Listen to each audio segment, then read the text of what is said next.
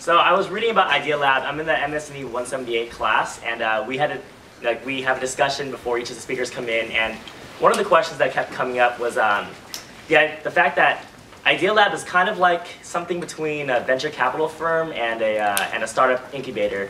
And the one big difference is that you guys don't take outside ideas and kind of come up with your own ideas. And I guess I was wondering, obviously it's been successful so far, especially since a lot of the companies that have been shown in the slides have been acquired or have done well for themselves. But I was just wondering, do you ever think that, or do you think that that's a competitive advantage, that you don't take outside business proposals, that you don't spend the time that VCs do meeting entrepreneurs? Or do you ever feel that idea generation becomes stagnant with only the staff at Idealab? Question about the idea generation and taking ideas from the outside. I actually think it's a competitive disadvantage that we wouldn't take ideas from the outside and meet outside entrepreneurs. So we're actually starting to do that more. The reason we did it was not because it's smart or not. It's just we had more ideas we wanted to do than we could find people to do. It's been my problem all my life that just every week we're coming up with a new idea. We would do 52 companies a year if we could.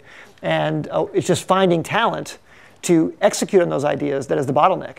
So we are having people come to us from the outside with ideas. Sometimes that idea merges with one of ours. Sometimes we'll fund that company separately.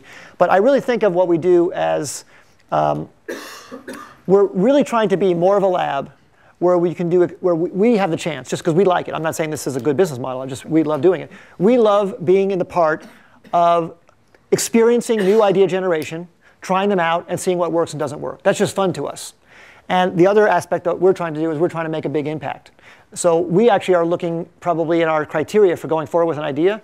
Will this idea be something that someone else would never have done? Because then we can make more impact on the world. We'd rather do something. Sometimes we come up with ideas. It's a great idea, could test out as a business model, but it's sort of close to what other people are doing. So even if we can make an okay business, it's just not interesting enough for us. Again, that's just our choice. So we try and judge on impact, not ROI. Sort of impact ROI. And we try and find ways to meet great people who can help us do the things that we think will have big impact.